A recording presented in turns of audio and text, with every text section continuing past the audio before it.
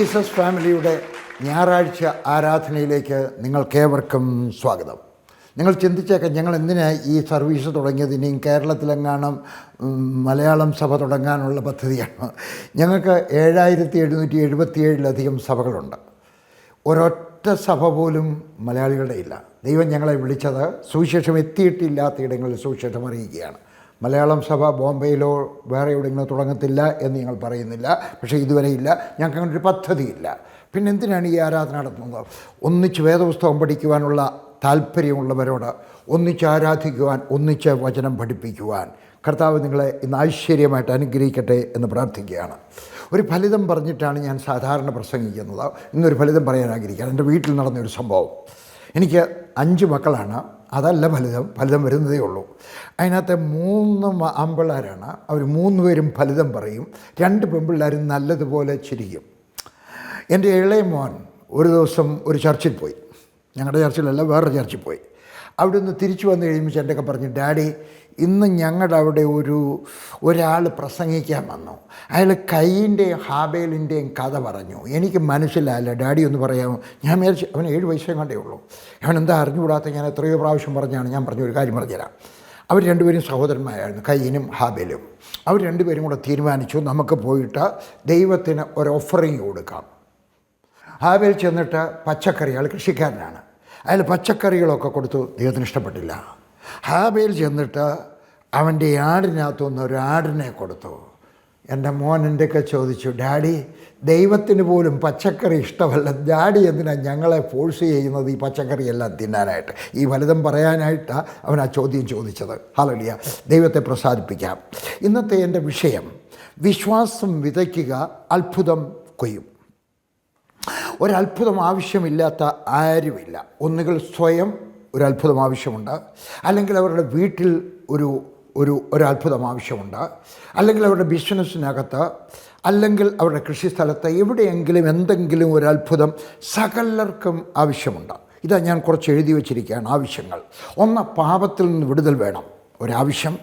കുറ്റബോധത്തിൽ നിന്ന് വിടുതൽ വേണം, രോഗത്തിൽ നിന്നും വിടുതൽ വേണം, കുടുംബ പ്രശ്നങ്ങളിൽ നിന്ന് വിടുതൽ വേണം, കടഭാരത്തിൽ നിന്ന് വിടുതൽ വേണം, സഭ വളർച്ച ഉണ്ടാകണം, പഠിക്കാൻ കുറേ കൂടി ബുദ്ധി വേണം, നാളെപ്പറ്റിയുള്ള ഭയം മാറിപ്പോകണം, ബിസിനസ് നന്നാകണം, വിവാഹം നടക്കണം, മക്കൾ ഉണ്ടാകണം, ഭൂമി വേണം, കുറച്ചുകൂടെ വേണം, വീട് വേണം, വീട് കുറച്ചുകൂടെ വലുതാകണം, വിസ കിട്ടണം, കോളേജ് അഡ്മിഷൻ കിട്ടണം, അയൽക്കാർ ശല്യം ചെയ്യുന്നു, വീട്ടിലേക്കുള്ള വഴിയുടെ വീതി കൂടണം. പണ്ട് മോട്ടോർ സൈക്കിൾ വരുമായിരുന്നു, ഇനിയിപ്പോൾ കാർ വേണം, അയൽക്കാരൻ തരുന്നില്ല. വീട്ടിലൊരുത്തൻ മദ്യപാനിയാണ്. എനിക്ക് ഓർമ്മ വരുന്നു, ഞാൻ കോഴഞ്ചേരിയിൽ ഒരു ടോമിയും ക്ഷേമയുണ്ട്. അവർ തിരുവനന്തപുരത്ത് താമസിക്കുകയായിരുന്നു. കാരണം മക്കളെ പഠിപ്പിക്കാനായിട്ട് തിരുവനന്തപുരത്ത് വീട് വാടകയ്ക്കെടുത്ത് അവിടെ പോയി താമസിക്കാൻ. അവരിവിടെ ഉള്ളവരാണ്, കുറച്ച് പണമുള്ള വീട്ടിലെയാണ്. ഞാൻ ഒരിക്കൽ ചെന്ന് കഴിഞ്ഞപ്പോൾ അവരുടെ വീട്ടിൽ പോയി താമസിക്കുമായിരുന്നു. എൻ്റെ ചെന്ന് കഴിഞ്ഞോടനെ ടോമി എന്നെ കൊണ്ട് അവരുടെ ഒരു പുരയിടം കാണിക്കാൻ പോയി. താമസിക്കുന്ന വീട്ടിൻ്റെ താഴെ എൻ്റെയൊക്കെ പറഞ്ഞ അങ്ങളെ, ഇത് ഞാൻ വാങ്ങിച്ച ഭൂമിയാണ്, പക്ഷേ ഒരൊറ്റ തകരാറുണ്ട്, വരാൻ വഴിയില്ല, സിമൻറ്റ് കൊണ്ടുവരാൻ വേറെ വഴിയില്ല. ഞാൻ താമസിക്കുന്ന വീട്ടിൽ നിന്ന് ഇങ്ങോട്ട് ഇറങ്ങാനുള്ളൊരു വഴിയുണ്ട്, പക്ഷേ അവരുടെ വീട്ടിൻ്റെ മുറ്റത്തൂടെ വരാൻ ആരും വഴി കൊടുക്കത്തില്ലല്ലോ. ഇതിനപ്പുറത്ത് ഒരു മതിൽ കെട്ടിയിരിക്കുകയാണ്, കരിങ്കല്ല് കൊണ്ടുള്ള മതിൽ. പറഞ്ഞ് ഈ മതിൽ കെട്ടിയിരിക്കുകയാണ്, അത് വേറൊരു നായർ സാറിൻ്റെയാണ്. ഞാൻ അദ്ദേഹത്തിൻ്റെ ചോദിച്ചോ, പറഞ്ഞു തരത്തില്ല. അതിന് കാരണമുണ്ട്, അദ്ദേഹം കൊടുത്തു കഴിഞ്ഞാൽ അദ്ദേഹത്തിന് ഭൂമി 2 ആവും. പറഞ്ഞതുകൊണ്ട് ഞാൻ തരികയില്ല, ബ്രദർ ഒന്ന് പ്രാർത്ഥിക്കാം. ഞാൻ ടോമിയുടെ ചോദിച്ചു, ടോമിക്ക് എവിടെയാണ് ഗേറ്റ് ഇടേണ്ടത്? എവിടെ കിട്ടിയാലും മതി. ഞാൻ നോക്കി വെച്ച് പറഞ്ഞു, ഇങ്ങനെ ഭൂമി അല്ലേ, താഴെ ഇവിടെ ഒരു കുളം, ഇവിടെ ഇങ്ങനെ ഭൂമി, കരിങ്കല്ല് കൊണ്ട് കൊട്ടിയ കട്ടിയുള്ള മതില. ഞാൻ പറഞ്ഞു നമുക്കിവിടെ, ഞാൻ ഇങ്ങനെ ചെയ്തു, യേശുവിൻ്റെ നാമത്തിൽ യേശുവിൻ്റെ നാമത്തിൽ യേശുവിൻ്റെ നാമത്തിൽ യേശുവിൻ്റെ നാമത്തിൽ ഭാവനയിലാണ് കേട്ടോ. ഞാൻ പറഞ്ഞു ഇവിടെ ഒരു ഗേറ്റ് വരട്ടെ. ഞാനിങ്ങ് പോരുന്നു. അടുത്ത ദിവസം ടോമി ബ്രദർ അവിടെ നിൽക്കുമ്പോൾ ഈ പറഞ്ഞ നായർ സാർ അത് വഴി വന്നു. ചോദിച്ചു, എന്താ നിങ്ങൾ കെട്ടിടം പണിയാത്ത? അത് വഴിയില്ലല്ലോ. ആ നായർ സാർ എന്ന് പറഞ്ഞാൽ, നാണ്ടെ ഇവിടെ നിങ്ങൾ ഗേറ്റ് ഇട്ടാട്ടെ. എവിടെ? ഞാൻ വരച്ചിടത്ത്. എന്താണ് നിങ്ങളുടെ ആവശ്യം? നിങ്ങളുടെ അമ്മായിയമ്മ വഴക്കുണ്ടാക്കുന്നു, സമാധാനം തരുന്നില്ല, തുടർച്ചയായിട്ടുള്ള നാശനഷ്ടമുണ്ടാകുന്നു, മരുമകൾ തന്നിഷ്ടക്കാരിയാണ്, കൃഷിഭൂമി ഫലം തരുന്നില്ല, നാൽക്കാലികൾ നഷ്ടത്തിലാണ്, ആത്മഹത്യ ചിന്ത കൂടെ ഉണ്ടാകുന്നു. ഒരു വാഹനം വേണം, ഒരു വാഹനമുണ്ട്, പഴയതാണ്, 2 വീലറാണ്, ഒരു 4 വീലർ വേണം. ഞാൻ 26 ആവശ്യങ്ങൾ എഴുതി വച്ചിരിക്കുകയാണ്. ഇനിയും 27ാമത്തെ പറയാം. നിങ്ങളുടെ ഒരാവശ്യമുണ്ടോ? ഞാൻ ഈ പറഞ്ഞത് കൂടാതെ ഒരാവശ്യമുണ്ടോ? അത് എഴുതുക. ഒരു കടലാസിൽ നിങ്ങളുടെ ആവശ്യം എഴുതുക. 1ാമത്തെ ഭാഗം. ഹല്ലേലൂയ. ഈ പ്രശ്നം എല്ലാം സാത്താൻ കൊണ്ടുവരുന്നതാണ്. എന്തുകൊണ്ടാണ് കടഭാരം? എന്തുകൊണ്ടാണ് കുടുംബകലഹം? എന്തുകൊണ്ടാണ് രോഗം? ഹല്ലേലൂയ. ഒന്നുകിൽ സാത്താൻ, പിശാച് നേരിട്ട് കൊണ്ടുവരും, അല്ലെങ്കിൽ നിങ്ങളിലൂടെ കൊണ്ടുവരും, അല്ലെങ്കിൽ മറ്റൊരാളിനകത്തൂടെ കൊണ്ടുവരും. 2ാമത്തെ പോയിൻ്റ്, പ്രശ്നം എന്തു തന്നെയായിരുന്നാലും പ്രശ്ന പരിഹാരം യേശുക്രിസ്തുവാണ്. കേട്ടാട്ടെ. 1 യോഹന്നാൻ 3-ാം അധ്യായത്തിൻ്റെ 8ാമത്തെ വാക്യം, 2ാമത്തെ ഭാഗം. പിശാചിൻ്റെ പ്രവൃത്തികളെ അഴിപ്പാൻ തന്നെ ദൈവപുത്രൻ പ്രത്യക്ഷനായി. മലയാളത്തിൽ അങ്ങനെ വേദപുസ്തകം കയ്യിലുണ്ടോ? അഴിപ്പാൻ എന്നുള്ളത് ഇംഗ്ലീഷിനകത്ത് നോക്കിയാൽ ഡിസ്ട്രോയ്. അഴിപ്പാൻ എന്ന് പറഞ്ഞാൽ അഴിച്ചു കളയുകയല്ല, അതിനെ നശിപ്പിക്കാൻ തന്നെ. ഞാൻ അങ്ങനെ പറയട്ടെ, പിശാചിൻ്റെ പ്രവൃത്തികളെ നശിപ്പിപ്പാൻ തന്നെ മനുഷ്യപുത്രൻ പ്രത്യക്ഷനായി. യേശു പറഞ്ഞതാണ്. മത്തായി എഴുതിയ സുവിശേഷം 11-ാം അധ്യായത്തിൻ്റെ 28ാമത്തെ വാക്യം. അധ്വാനിക്കുന്നവരും ഭാരം ചുമക്കുന്നവരുമായുള്ളവരെ എല്ലാവരും എൻ്റെ അടുക്കൽ വരുവേൻ, എല്ലാവരും എൻ്റെ അടുക്കൽ വരുവേൻ, ഞാൻ നിങ്ങളെ ആശ്വസിപ്പിക്കും.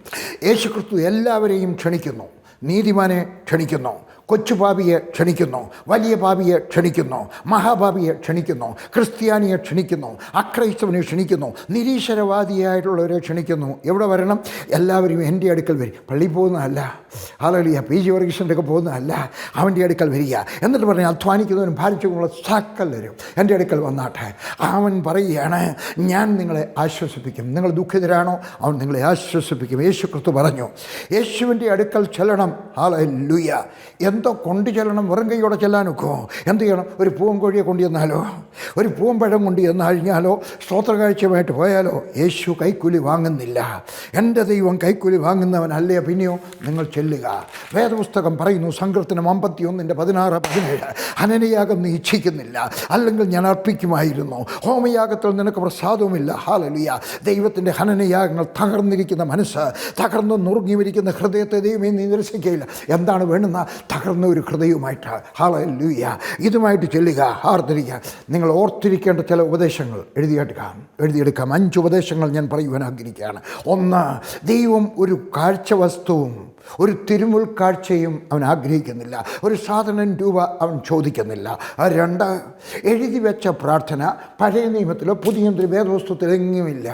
പിന്നെയോ പ്രാർത്ഥന നിങ്ങളുടെ ഹൃദയത്തിൽ നിന്നുള്ളതായിരിക്കണം. ഹല്ലേലൂയ. 3, നാം ചെയ്ത തെറ്റുകൾ, പാപങ്ങൾ, അപരാധങ്ങൾ മനുഷ്യരോട് എങ്ങും ഏറ്റുപറഞ്ഞതായിട്ട് കാണുന്നില്ല, ഏറ്റുപറഞ്ഞിട്ടില്ല. ദൈവത്തോട് മാത്രം പറയാം. എനിക്കൊരിക്കലും ഒരു സഹോദരി, ഹിന്ദു സഹോദരിയാണ്, എനിക്ക് ഫോൺ ചെയ്തിട്ട് പറഞ്ഞു, പഠിത്തമുള്ളൊരു സഹോദരിയാണ്, എൻ്റെയൊക്കെ വിളിച്ചു പറഞ്ഞു, എനിക്കൊന്ന് കൺഫസ് ചെയ്താൽ കൊള്ളാമെന്നാണ്, എനിക്കൊന്ന് ഏറ്റുപറഞ്ഞാൽ കൊള്ളാം. കുറ്റബോധം ഉണ്ടായിക്കഴിഞ്ഞപ്പോൾ എൻ്റെയൊക്കെ പറഞ്ഞു, ഉപദേശത്തിനായിട്ട് ചോദിക്കാം, പക്ഷേ പാപക്ഷമ തരുവാൻ ഒരു മനുഷ്യനും അധികാരം ദൈവം കൊടുത്തിട്ടില്ല. വേദപുസ്തകം എങ്ങും ചെയ്തിട്ടില്ല കേട്ടോ. ഹല്ലേലൂയ. അതുകൊണ്ട് ദൈവത്തോട് മാത്രം ഏറ്റുപറയുക. 4, മനുഷ്യരോട് തെറ്റ് ചെയ്താൽ, ദോഷം ചെയ്താൽ അവരോട് ഏറ്റുപറഞ്ഞ് നിരപ്പ് പ്രാപിക്കണം. നിരപ്പ് പ്രാപിക്കുക. ദൈവത്തിൻ്റെ ഒക്കെ ചെന്ന് കഴിയുമ്പോൾ അല്ലേ, അയലത്തുകാരൻ്റെ വസ്തുവക മോഷ്ടിച്ച് കഴിയുമ്പോൾ കർത്താവ് എൻ്റെ കടഭാരം മാറ്റണമേ, കർത്താവ് എൻ്റെ മോടെ കല്യാണം നടത്തി കൊടുക്കണമേ. ഹല്ലേലൂയ. ചേട്ടൻ അയച്ചെന്ന്, ദുബായിൽ നിന്ന് അയച്ചെന്ന് രൂപ കൊണ്ടല്ല, നിങ്ങൾ സ്വത്തുണ്ടാക്കി കഴിയുമ്പോൾ ദൈവം എന്നെ അനുഗ്രഹിക്കണമെന്ന് പറഞ്ഞു കഴിഞ്ഞാൽ, അതുകൊണ്ട് മനുഷ്യരോട് തെറ്റ് ചെയ്തിട്ടുണ്ടെങ്കിൽ മനുഷ്യരോട് ഏറ്റുപറഞ്ഞ് നിരപ്പ് പ്രാപിക്കണം. 5, നാം ഏറ്റുപറയുന്ന സകല പാപവും, ചെറുതും വലുതും, യേശുക്രിസ്തുവിൻ്റെ രക്തം ശുദ്ധീകരിക്കുന്നു, നിങ്ങളെ വിശുദ്ധനാക്കുന്നു. ഈ 5 തത്വങ്ങൾ മറക്കരുത്.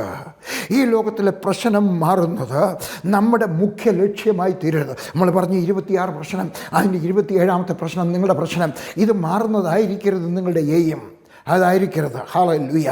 നിങ്ങളുടെ പ്രധാനപ്പെട്ട ലക്ഷ്യം, നിങ്ങളുടെ പെർസ്പെക്റ്റീവ് ഓഫ് യുവർ ലൈഫ്. 1, നിങ്ങളുടെ പാപക്ഷമ. 2, ദൈവവുമായി നിരപ്പ്. 3, സ്വർഗത്തിലെത്തിച്ചേരണം. സംശയമുണ്ടോ? സ്തെഫാനസിൻ്റെ ഒക്കെ ചോദിച്ചാട്ടെ. ഹല്ലേലൂയ. അവൻ്റെ പ്രശ്നം മാറിയില്ല, കൂടി വന്നു. അവനെ കല്ലെറിഞ്ഞു കൊന്നു. അപ്പോസ്തല പ്രവൃത്തി 7-ാം അധ്യായത്തിൻ്റെ 55-ാമത്തെ വാക്യം.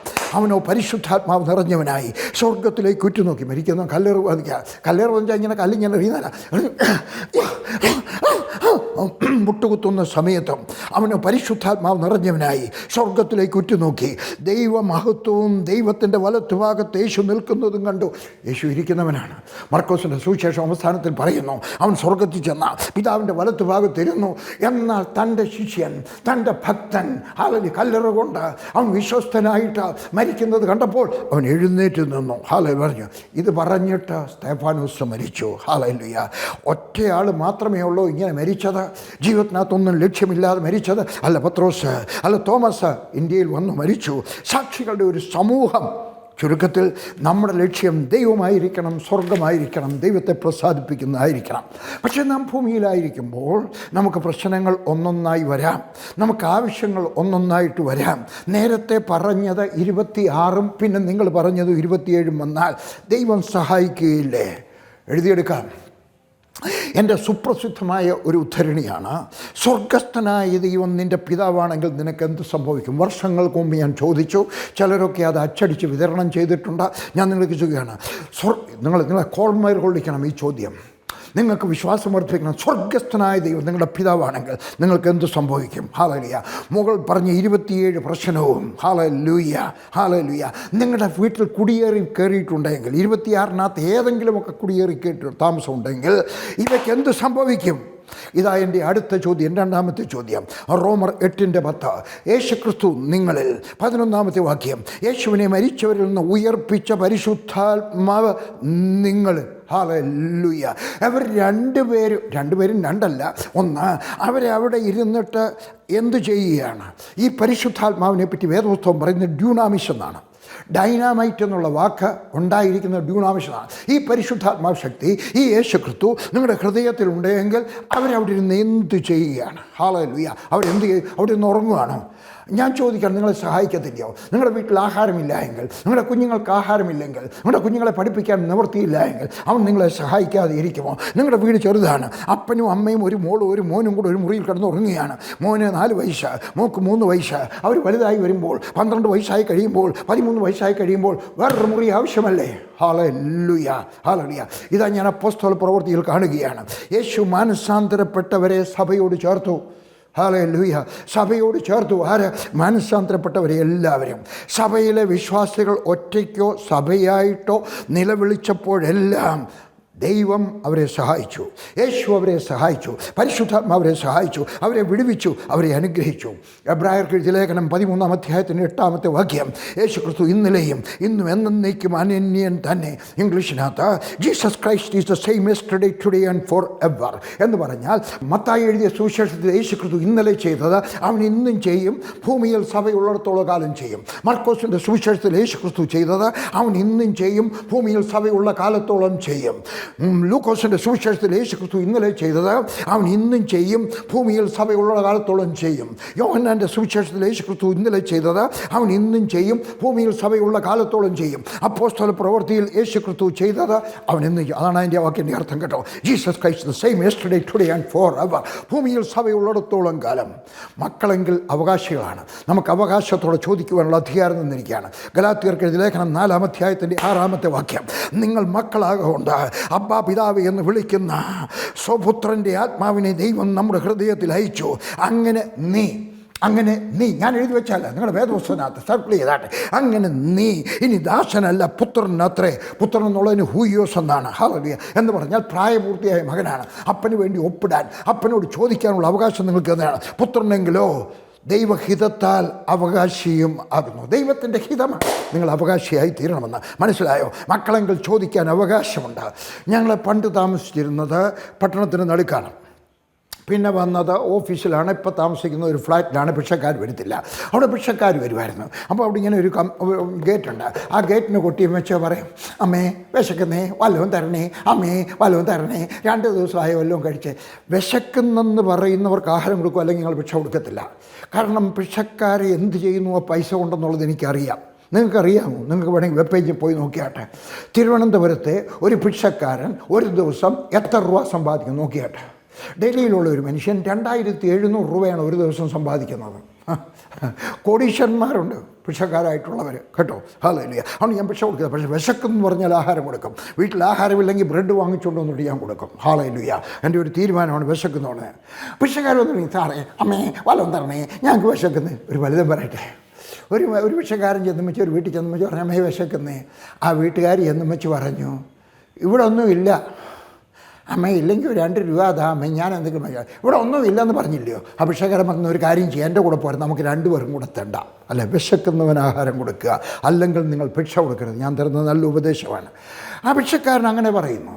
അത് കഴിയുമ്പോഴായിരിക്കും വേറൊരു ഒരു അതിഥി വരുന്നു, ഒരു സുവിശേഷ വിലക്കാരൻ വരുന്നു, വേറൊരാൾ വരുന്നു. വന്നു കഴിയുമ്പോൾ ചോദിക്കും മാമി ഒരു ഗ്ലാസ് കാപ്പി തരാം, അല്ലെങ്കിൽ വിശക്കുന്ന മാമേ എന്തോ ഉണ്ട് കഴിക്കാൻ ചോദിക്കാം. അതിഥിക്ക് ചോദിക്കാൻ കഴിയും. എൻ്റെ മക്കൾ വരുന്നിട്ട് എന്താണ് ചോദിക്കുന്നത് അറിയാമോ? സ്കൂളിൽ ഇങ്ങോട്ട് കഴിയുമ്പോൾ മമ്മി എന്തോ ഉണ്ട് കുടിക്കാൻ തരാൻ, രസനയുണ്ടോ, എന്തെങ്കിലും നന്നാട്ടെ. മക്കൾ അവകാശികൾ ധൈര്യപൂർവ്വം ചോദിക്കുന്നു. ഭിക്ഷ ചോദിക്കുകയല്ല, അതിഥി ചോദിക്കുന്നത് പോലെയല്ല ചോദിക്കുന്നു. വല്ലതും തരാമോ എന്നല്ല, തന്നാട്ടെ. യോഹന്നാൻ 14:13 നിങ്ങൾ എൻ്റെ നാമത്തിൽ അപേക്ഷിക്കുന്നതൊക്കെയും പിതാവ് പുത്രനിൽ മഹത്വപ്പെടേണ്ടതിന് യേശു പറയുകയാണ്, ഞാൻ ചെയ്തു തരും. ഹല്ലേലൂയ. പിതാവിനോട് ചോദിച്ചാൽ എൻ്റെ യേശു ചെയ്തു തരും. ഹല്ലേലൂയ. അതിന് ഗ്രീക്ക് ഭാഷയിൽ എഴുതിയിരിക്കുന്നത് പോയിസോ എന്നാണ്. POIESO എന്ന് പറഞ്ഞാൽ ടു മേക്ക്, ടു ഡു എന്ന് പറഞ്ഞാൽ അവൻ ഉണ്ടെങ്കിൽ എടുത്തു തരും. നല്ല സരളമായ മലയാള ഭാഷയിൽ പറയാണ്, അവൻ ഉണ്ടെങ്കിൽ എടുത്തു തരും, ഇല്ലെങ്കിൽ ഉണ്ടാക്കി തരും. I will do, I will make, I will do.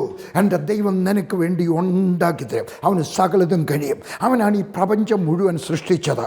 യോഹന്നാൻ 1:3 സകലതും അവൻ മുഖാന്തരം ഉളവായതൊന്നും അവനെ കൊണ്ട് ഉളവായതല്ല. ഈ കാണുന്ന സൂര്യൻ, ഈ കാണുന്ന നക്ഷത്ര സമൂഹം, ഈ കാണുന്ന ഭൂമി, ഈ കാണുന്ന സകലതും, എത്ര സൂര്യനുണ്ടെന്ന് ഇന്ന് വരെ സയൻറ്റിസ്റ്റുമാർക്ക് മനസ്സിലായി, 1000കണക്കിനുണ്ട്. ഹല്ലേലൂയ. ഇതെല്ലാം ഉണ്ടാക്കിയതാണ്. അവൻ്റെ പേരെന്താണ്? ഉൽപ്പത്തി പുസ്തകം 17-ാം അധ്യായത്തിൻ്റെ 1-ാമത്തെ വാക്യം, സർവശക്തൻ. എബ്രായ ഭാഷയിൽ എൽ ഷദായി എന്ന് പറഞ്ഞാൽ എൻ്റെ ആവശ്യത്തെക്കാൾ വലിയവൻ. ശരിയായിട്ടുള്ള അർത്ഥം ഞാൻ പറഞ്ഞു തരാം. ഉപദേശിമാർക്കും എനിക്കുമൊക്കെ പ്രസംഗിക്കാൻ ഒരു പ്രയാസമുണ്ട്. എന്താണ് എൽ ഷദായി എന്നുള്ള വാക്ക്? എൻ്റെ ആവശ്യത്തെക്കാൾ വലിയവനെന്ന് ഞങ്ങൾ പറഞ്ഞു കഴിഞ്ഞാലും അതിൻ്റെ മൂലഭാഷയിൽ അങ്ങനെയല്ല. ഒരു കുഞ്ഞിന് മുല കുടിപ്പിക്കുന്ന ഒരു കുഞ്ഞിൻ്റെ മാറിടം എന്നാണ്. ശുദ്ധ മലയാളം പറയാൻ ഞാൻ വിസമ്മതിക്കുകയാണ്. എന്ന് പറഞ്ഞാൽ ഒരു കുഞ്ഞിന് വേണ്ടുന്നതായിട്ടുള്ള വെള്ളം അവിടെ മാറിടത്തിലുണ്ട്.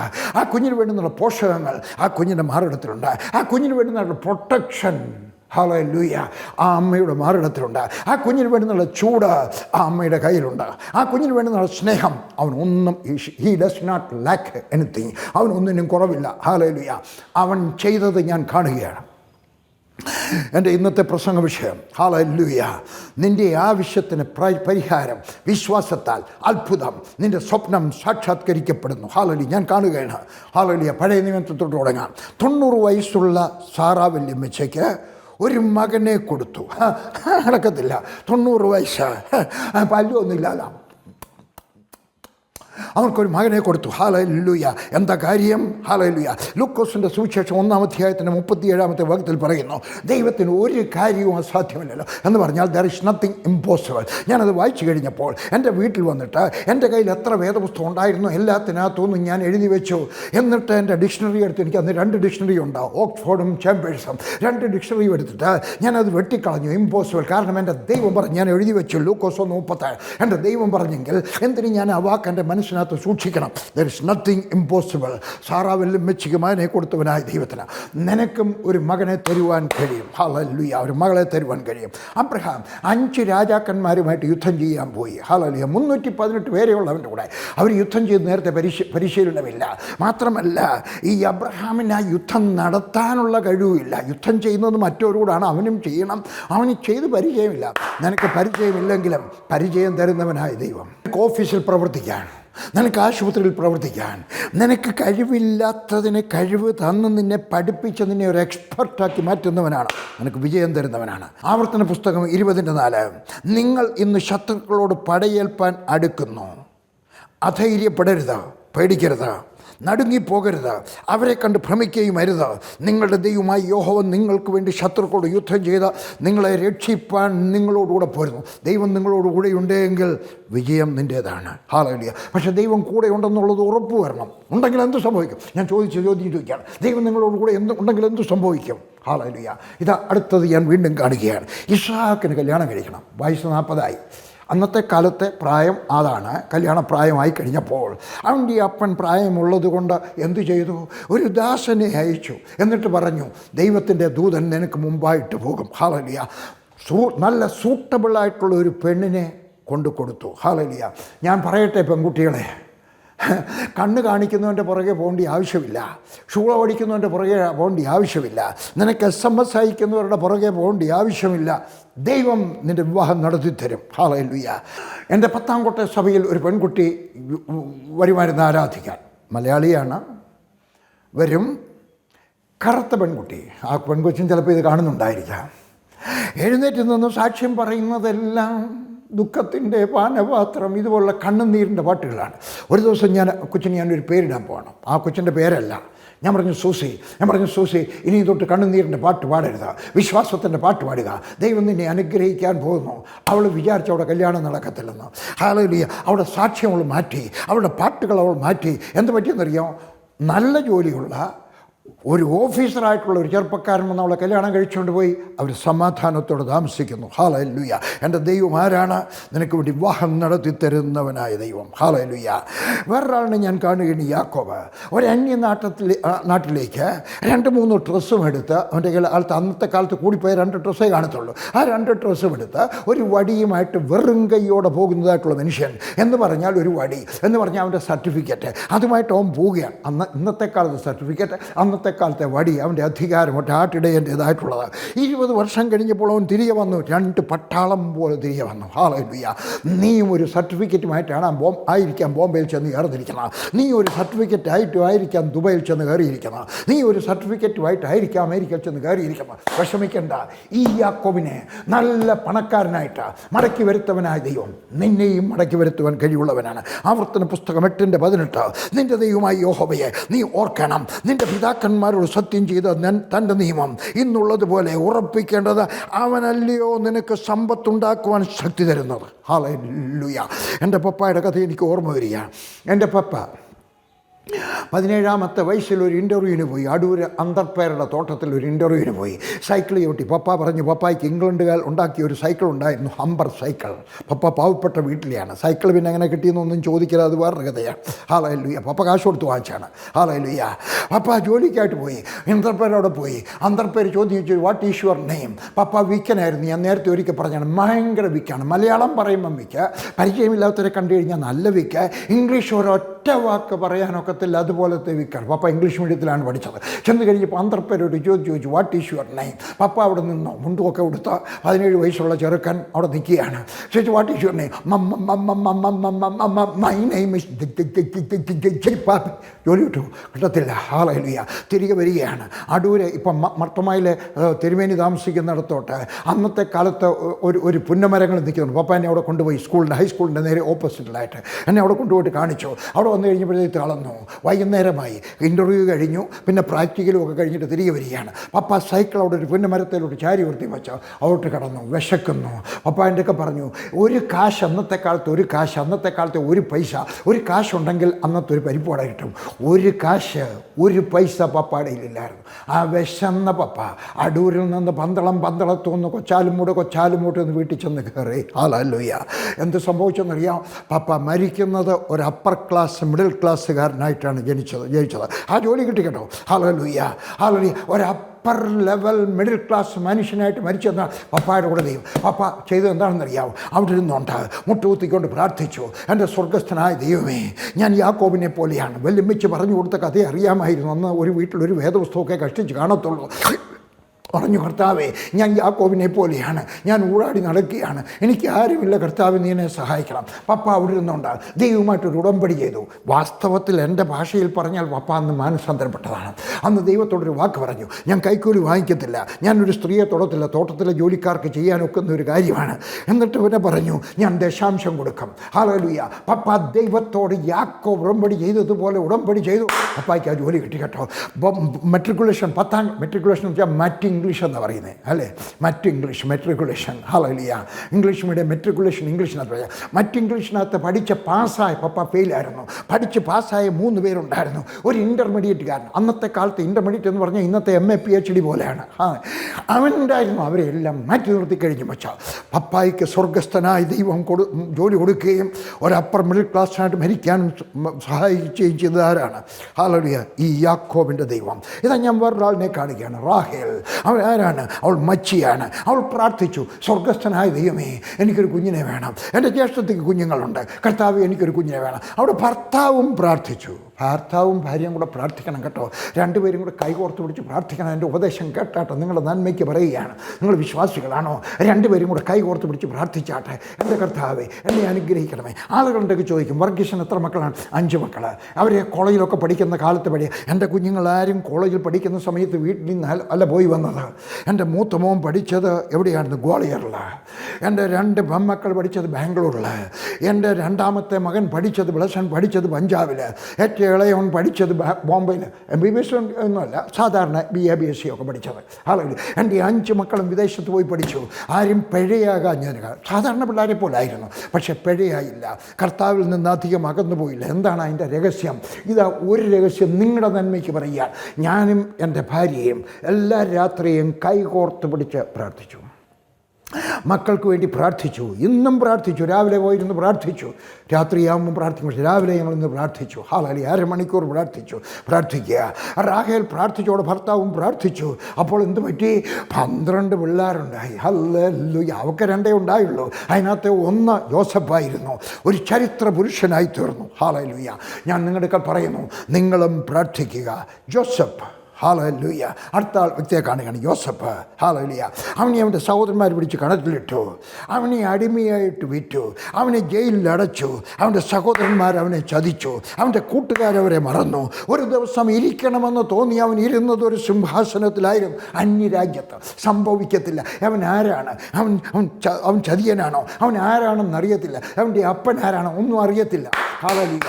നിൻ്റെ അപ്പൻ മോശമായിരിക്കാം, നിൻ്റെ അമ്മ മോശമായിരിക്കാം, നിൻ്റെ സഹോദരന്മാർ മോശമായിരിക്കാം, നിൻ്റെ ചരിത്രം മോശമായിരിക്കാം. നീ ദൈവത്തോട് ചേർന്ന് നടക്കാമെങ്കിൽ, ദൈവത്തോട് ചേർന്ന് ജീവിക്കുകയും അവനെ ആരാധിക്കുകയും ചെയ്യാമെങ്കിൽ നിൻ്റെ ചരിത്രം മാറ്റി എഴുതുന്നവനാണ് എൻ്റെ സ്വർഗസ്ഥനായ ദൈവം. സങ്കീർത്തനം 18:35-36. നിൻ്റെ രക്ഷ എന്ന പരിചയെ നീ എനിക്ക് തന്നിരിക്കുന്നു. നിൻ്റെ വലങ്കൈ എന്നെ താങ്ങി. നിൻ്റെ സൗമ്യത എന്നെ വലിയവനാക്കിയിരിക്കുന്നു. ഞാൻ കാലടി വയ്ക്കേണ്ടതിന് അവൻ വിശാലത വരുത്തിയിരിക്കുന്നു. ഹല്ലേലൂയ. അടുത്ത വ്യക്തിയെ ഞാൻ കാണുകയാണ്. ഹല്ലേലൂയ. മോശെ പ്രാർത്ഥിച്ചപ്പോൾ ചെങ്കടൽ 2ആയി. ഉണങ്ങിയ നിലത്തൂടെ അവർ നടന്നുപോയി. വെള്ളം 2 വശത്തും മതിൽ പോലെ നിന്നു. എന്തുമാത്രം ഉണ്ടെന്നറിയാമോ? വേദപുസ്തകത്ത് പോയി നോക്കാം. ഇസ്രായേൽ ജനം യാത്ര ചെയ്തത്, ക്രോസ് ചെയ്ത ചെങ്കടലിൽ എന്തുമാത്രം നീളം വീതി ഉണ്ടായിരുന്നു? 5 കിലോമീറ്റർ വീതി ഉണ്ടായിരുന്നു. 5 കിലോ, നിങ്ങളുടെ വീട്ടിൻ്റെ അവിടുന്ന് 5 കിലോമീറ്റർ നോക്കിയാട്ടെ. അത്രയും വീതിയുള്ള ഒരു കടൽ, വലിയൊരു കായലെന്ന് വിചാരിച്ചാൽ മതി. അത്രയും അവിടെ വീതി, നീളം ഒത്തിരി ഉണ്ട് കേട്ടോ. അവിടെ നിന്ന് 5 കിലോമീറ്റർ വീതിയുള്ളിടത്ത്, ഹല്ലേലൂയ, 2920 മീറ്റർ ആഴം എന്ന് പറഞ്ഞാൽ 3 കിലോമീറ്റർ. നിങ്ങളുടെ വീടിൻ്റെ അവിടെ നിന്ന് 3 കിലോമീറ്റർ എന്ന് ആലോചിച്ചേ. അത്രയും എന്ന് പറഞ്ഞു കഴിഞ്ഞാൽ ആ 2 വശത്തും ഇങ്ങനെ വന്നു നിന്നു. ഇത്രയും വഴിയൊന്നും അല്ല കേട്ടോ. ഹല്ലേലൂയ. വളരെയേറെ വീതിയിൽ അവർക്കെല്ലാം ഒരു പെരുവഴി എൻ്റെ സ്വർഗസ്ഥനായ ദൈവം ഉണ്ടാക്കി കൊടുത്തു. 3 കിലോമീറ്ററിനകത്ത് വെള്ളം നിൽക്കുകയാണ്. ഹല്ലേലൂയ. 5 കിലോമീറ്റർ വീതിയിൽ അവൻ പെരുവഴി ഉണ്ടാക്കി കൊടുത്തു. ഹല്ലേലൂയ. ഇത് യഹോവയാൽ സംഭവിച്ചു. വേദപുസ്തകം പറയുന്നു, ഇത് യഹോവയാൽ സംഭവിച്ചു, നമ്മുടെ ദൃഷ്ടിയിൽ ആശ്ചര്യമായിരിക്കുന്നു. യേശുക്രിസ്തു 2 പ്രാവശ്യം ഇത് ഉദ്ധരിച്ചിട്ടുണ്ട്. മത്തായി 21:42, മർക്കോസ് 12:10-11, പത്രോസ് അപ്പോസ്തലപ്രവൃത്തി 4:11 ഉദ്ധരിച്ചിട്ടുണ്ട്. ഇത് യഹോവയാൽ സംഭവിച്ചു. എൻ്റെ സ്വർഗസ്ഥനായ ദൈവം നിനക്ക് വേണ്ടി വലിയ കാര്യങ്ങൾ ചെയ്യുവാൻ, നിൻ്റെ മുമ്പിലുള്ള തടസ്സങ്ങളെ മാറ്റുവാൻ, നിൻ്റെ തടസ്സങ്ങൾ നിനക്ക് കോട്ടയായിട്ട് നിൽക്കുവാൻ തക്കവണ്ണം കർത്താവിന് പ്രവർത്തിക്കുവാൻ കഴിയും. ഇത് അടുത്തത് ഞാൻ കാണുകയാണ്. 30 ലക്ഷം പേർക്ക് 40 വർഷം ദൈവം ആഹാരം കൊടുത്തു. അവന് മന്ന പൊഴിച്ചു കൊടുത്തു. എല്ലാ ദിവസവും 40 വർഷം ഇറച്ചി വേണമെന്ന് പറഞ്ഞു കഴിഞ്ഞപ്പോൾ കാട വന്ന് അവരുടെ മുമ്പിൽ നിന്നു. അത് നിൽക്കത്തില്ല. കാട വെള്ളത്തിൽ ജീവിക്കുന്നതാണ്. അത് കരയിലൊന്നും വരുന്നതല്ല. അത് വെള്ളമുള്ളിടത്താണ് നിൽക്കുന്നത്. അതിങ്ങനെ ചതുപ്പ് സ്ഥലങ്ങളിലൊക്കെയാണ് നിൽക്കുന്നത്. ഹല്ലേലൂയ. അത് ഭൂമിക്കോട് അവരുടെ മുമ്പിൽ വന്ന് നിന്നു. നിങ്ങളുടെ മുമ്പിൽ ഏതെങ്കിലും ഒരു കിളി വന്ന് നിന്നിട്ടുണ്ടോ? ഇല്ല. അവരുടെ മുമ്പിൽ എത്ര പേർക്ക് ഏകദേശം 40 ലക്ഷം പേർക്ക്, 30 ലക്ഷത്തിലധികം ആൾക്കാർക്ക് ആവശ്യത്തിന് കഴിക്കുവാൻ തിന്ന അവരുടെ മൂക്കിൽ കൂടെ ഇറങ്ങത്തക്കവണ്ണം എൻ്റെ സ്വർഗസ്ഥനായ ദൈവം നിൻ്റെ മുമ്പാകെ നിനക്ക് വേണ്ടി ജോലി, നിനക്ക് വേണ്ടി ഭർത്താവ്, നിനക്ക് വേണ്ടി അനുഗ്രഹം നിൻ്റെ മുമ്പാകെ കൊണ്ട് തരുവാൻ കഴിവുള്ളവനാണ് എൻ്റെ ദൈവം. Hallelujah, hallelujah. 40 വർഷമാണ് അവന് ആഹാരം കൊടുത്തത്. മാത്രമല്ല കുടിക്കാൻ വെള്ളം വേണമെന്ന് പറഞ്ഞു കഴിഞ്ഞപ്പോൾ പാറയിൽ നിന്നും വെള്ളം വന്നു. ഹല്ലേലൂയ. മത്തായി 6:26. ആകാശത്തിലെ പറവകളെ നോക്കുവീൻ, അവ വിതയ്ക്കുന്നില്ല, കൊയ്യുന്നില്ല, കളപ്പുരയിൽ കൂട്ടിവെക്കുന്നതുമില്ല, എങ്കിലും സ്വർഗസ്ഥനായ നിങ്ങളുടെ പിതാവ് അവയെ പുലർത്തുന്നു. അവയേക്കാൾ നിങ്ങൾ ഏറ്റവും വിശേഷതയുള്ളവരിൽ ആര്? ശിഷ്യന്മാർ. ആര്? മക്കൾ. നിങ്ങൾ ആരാണ്? യേശുവിൻ്റെ ശിഷ്യനാണ്. നിങ്ങൾ ആരാണ്? യേശു ക്രിസ്തുവിൻ്റെ മക്കളാണ്. ഹല്ലേലൂയ. ഞാൻ വീണ്ടും കാണുകയാണ് വിധവയായ രൂത്ത്. ഹല്ലേലൂയ. അവൾ വിധവയാണ്, ഭർത്താവ് മരിച്ചതാണ്, അന്യനാട്ടുകാരിയാണ്, താഴ്ന്ന ജാതിക്കാരി. അവിടെ ജാതിയില്ല എങ്കിലും പുറജാതിയാണ്, അതാണ് നല്ല വാക്ക്. അവൾ പുറജാതിയാണ്. ഇവിടെ വന്നു കഴിഞ്ഞപ്പോൾ മാന്യനായിട്ടുള്ള പണക്കാരനായ ഒരു മനുഷ്യൻ എൻ്റെ ദൈവം നിനക്ക് വേണ്ടി ചെയ്യുവാൻ തയ്യാറാണ്. നീയും 2ാം കല്യാണത്തിന് വേണ്ടി കാത്തിരിക്കുകയാണോ? ഹല്ലേലൂയ. മക്കളില്ലാതെ നീ വിഷമിച്ചിരിക്കുകയാണോ? രൂത്തിന് 2ാം കല്യാണം കൊടുത്തു, മക്കളെ കൊടുത്തതുപോലെ നിന്നെയും മാന്യനാക്കി തീർക്കുവാൻ എൻ്റെ ദൈവത്തിന് കഴിയും. ഞാൻ വീണ്ടും കാണുകയാണ് ദാവീദ്, ഭാവിയില്ലാത്ത ഒരു ചെറുക്കൻ. അവൻ്റെ അപ്പൻ അവനെ വെറുത്തു, അവൻ്റെ അമ്മ അവനെ വെറുത്തു, അവൻ്റെ സഹോദരന്മാർ അവനെ വെറുത്തു. ഹല്ലേലൂയ. അവൻ വിശ്വസ്തനായിരുന്നിട്ടും രാജാവ് കുന്തമെടുത്ത് അവൻ്റെ നേരെ എറിഞ്ഞു. പക്ഷേ വിശ്വസ്തത കണ്ടവനായ ദൈവം അവനെ രാജാവാക്കി. നീ വിശ്വസ്തനായിരിക്കണം. നിന്നെ ഏൽപ്പിക്കുന്ന പണത്തിനകത്ത് വിശ്വസ്തനായിരിക്കണം. നിന്നെ ഏൽപ്പിക്കുന്ന ജോലിയിൽ നീ വിശ്വസ്തനായിരിക്കണം. വിശ്വസ്തത കാണുന്നവനായ ദൈവം. വിശ്വസ്തതയ്ക്ക് പ്രതിഫലമുണ്ട്. സങ്കീർത്തനം 75:6. കിഴക്ക് നിന്നല്ല, പടിഞ്ഞാറ് നിന്നല്ല, തെക്ക് നിന്നുമല്ല ഉയർച്ച വരുന്നത്. ദൈവം ന്യായാധിപതിയാകുന്നു. അവൻ ഒരുത്തനെ താഴ്ത്തുകയും മറ്റൊരുത്തനെ ഉയർത്തുകയും ചെയ്യുന്നു. ഹല്ലേലൂയ. നിനക്ക് പ്രൊമോഷൻ തരാൻ കഴിവുള്ളവനാണ്. ഹല്ലേലൂയ. നിനക്ക് ഉയർച്ച തരുവാൻ കഴിവുള്ളവനാണ് ദൈവം. നീ വിശ്വസ്തനായിരിക്കുക. അടുത്തതായിട്ട് ഞാൻ വീണ്ടും കാണുകയാണ് കടം കയറിയ ഒരു സ്ത്രീ, ഒരു വിധവയാണ്, കടം കയറി. ദൈവം അവൾക്ക് പറഞ്ഞു കൊടുത്തു ബിസിനസ് തുടങ്ങിയാട്ടെ. ഹല്ലേലൂയ. നീയും കടത്തിലാണ്, വെറുതെ ഇരുന്നുകൊണ്ട് പറയാം. ചിലരൊക്കെ പറയും, ഒരാളെൻ്റെ ഈ ഇടയ്ക്ക് പറഞ്ഞു, എന്നും പറയാം, മിക്കവാറും ഫോൺ വരുമ്പോഴൊക്കെ പറയും. ഞാൻ വൈകുന്നേരം ഫോൺ എടുക്കും. ആ ഫോൺ എടുക്കുമ്പോൾ അതിനകത്ത് വരുമ്പം പറയുന്നതാണ്, നിങ്ങൾക്ക് എൻ്റെ ഫോൺ നമ്പർ വേണമോ? നിങ്ങൾക്ക് സ്ക്രീനിൽ കാണാം. 0124406571 6. വൈകിട്ട് 6-നും 8-നും ഇടയ്ക്ക് വിളിക്കുക. ഞാൻ ഫോൺ എടുക്കും. ഞാനില്ലെങ്കിൽ ലില്ലി ഫോൺ എടുക്കും. ഹല്ലേലൂയ. ഞങ്ങൾ നിങ്ങൾക്ക് വേണ്ടി പ്രാർത്ഥിക്കുക. ആളുകൾ പറയും, എനിക്ക് 40-30 ലക്ഷം രൂപ കടമുണ്ട്, ഞാൻ എന്താ വേണം? ഒന്ന് പ്രാർത്ഥിക്കണം. എങ്ങനെ തീരും? എനിക്കറിഞ്ഞൂടാ. അല്ല, ദൈവത്തോട് എന്തെങ്കിലും ഒരു അഭിപ്രായം പറയാനുണ്ടോ? ഇല്ല. എന്തെങ്കിലും ഭൂമിയുണ്ടോ? ഇല്ല. ജോലി വല്ലതും ഉണ്ടോ? ഇല്ല. വെറുതെ ഇതെങ്ങനെ തീരും? എടുത്താൽ പൊങ്ങാത്ത കടം. 3 സെൻറ്റ് ഭൂമിയുള്ള ഒരാൾക്ക് 3 കോടി രൂപ കടം. വെറുതെ ഉണ്ടാക്കി പറയുകയല്ല. 3 കോടി രൂപ കടം എങ്ങനെ തീരും? ഏതെങ്കിലും ബിസിനസ് തുടങ്ങണം. വെറുതെ ഇരുന്നാൽ ദൈവം ജനലിൽ കൂടെ കൊണ്ടുവന്നിട്ട് 3-4 കിലോ സ്വർണ്ണം ഇട്ട് തരത്തില്ല, കുറച്ച് രൂപ കൊണ്ട് തരത്തില്ല, രൂപയുടെ കെട്ടിട്ട് തരത്തില്ല. നിങ്ങൾ എന്തെങ്കിലും ചെയ്യണം. ഹല്ലേലൂയ. കേട്ടാട്ടെ. സദൃശ്യവാക്യം 6:11. സദൃശ്യവാക്യം 6:11 കേട്ടാട്ടെ. അങ്ങനെ നിൻ്റെ ദാരിദ്ര്യം വഴിപോക്കനെ പോലെയും നിൻ്റെ ബുദ്ധിമുട്ട് ആയുധപാണിയെ പോലെയും വരും എന്ന് പറഞ്ഞ് ആയുധപണിയെ പോലെ കയറി വന്നിട്ടിരിക്കും. ദാരിദ്ര്യം പിശാചാണ്. ദാരിദ്ര്യം ദുഷ്ടാത്മാവാണ്. മറന്നു പോകരുത്. ദാരിദ്ര്യം ദുഷ്ടാത്മ. ഞാൻ പറഞ്ഞു തരാം.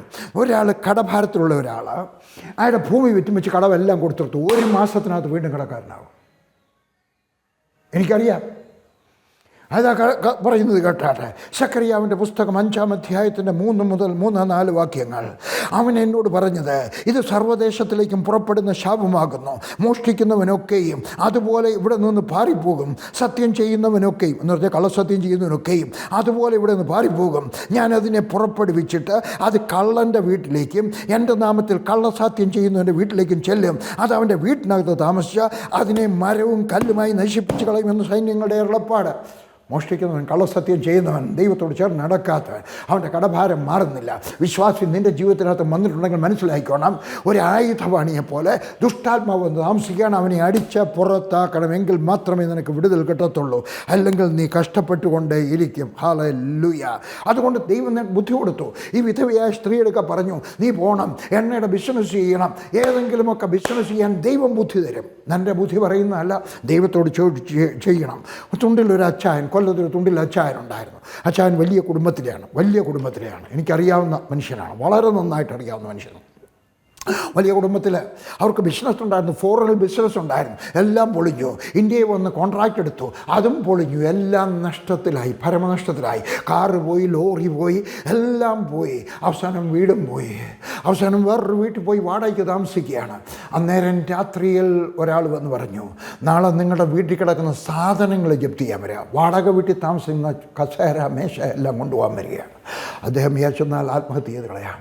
അദ്ദേഹം ആത്മഹത്യ ചെയ്യാനായിട്ട് പോവുകയാണ്. എനിക്കറിയാം, കൊല്ലത്തുള്ളവർക്കൊക്കെ അറിയാം, ശങ്കർ ഹോസ്പിറ്റലിൻ്റെ പുറകിൽ താമസിക്കുന്ന മനുഷ്യൻ. ഹല്ലേലൂയ.